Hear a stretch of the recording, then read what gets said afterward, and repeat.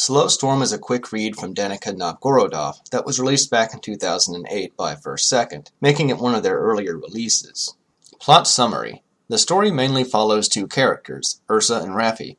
Ursa is a firefighter in a rural position of Kentucky, while Raffi is an illegal Mexican immigrant who works in a farmhouse that burns down as the story begins. Much of the time spent alone with these characters before their paths cross is devoted to how put upon Ursa is when it comes to dealing with her job in a male-dominated environment, plus putting up with her obnoxious brother. Raffi's backstory consists of him coming to America alone while hatching a plot to strike it rich with his brother, although his brother couldn't come due to family obligations.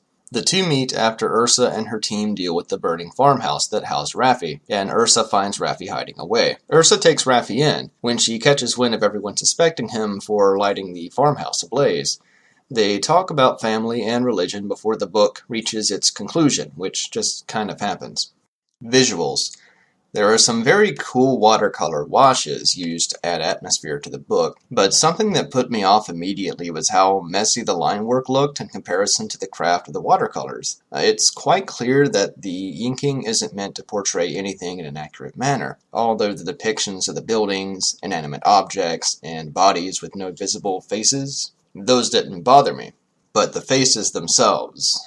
The faces just look so strange and comical, considering how serious the tone of the book is in general. To highlight an early example, the book opens with Raffi being thrown off his feet by a tornado, and this sequence features a horse 6 panels in, which has the most absurd, shocked-looking expression on its face. It seriously looks like a face that Heifer Wolf would make from Rocko's Modern Life.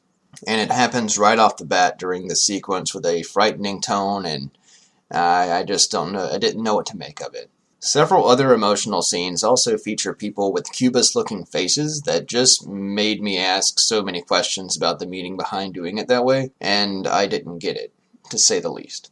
Themes. Religion and family take on important roles in the overarching story, though I have virtually no clue what the ultimate point of it all was. Ursa and Raffi talk about family a great deal, chiefly because Ursa does something particularly heinous to her brother about halfway through the story, and she feels incredibly guilty. Ursa and Raffi also talk about religion, as Ursa has become a skeptic atheist over the years, while Raffi thinks that he is being watched over by theological figures, and in fact sees Ursa as something of a guardian angel. These religious figures show up in the story as ghostly figures, often the figment of Raffi's imagination, and sometimes appearing to other characters in times of stress. Over the course of the story, I couldn't tie these two narrative threads into any kind of knot that made sense to me.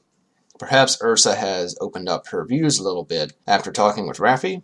Who knows? Is that a good thing even? I wouldn't really think so, but that's just me. Overall, seeing as the artwork rubbed me the wrong way on more than a few occasions and how I couldn't make heads or tails of the overarching themes despite being a rather experienced reader at this point, I'll have to give this particular book a non-recommendation. Danica Novgorodov has a long history in publishing graphic novels though, so I will be looking at her catalog for something that I like more. Her website can be found down below.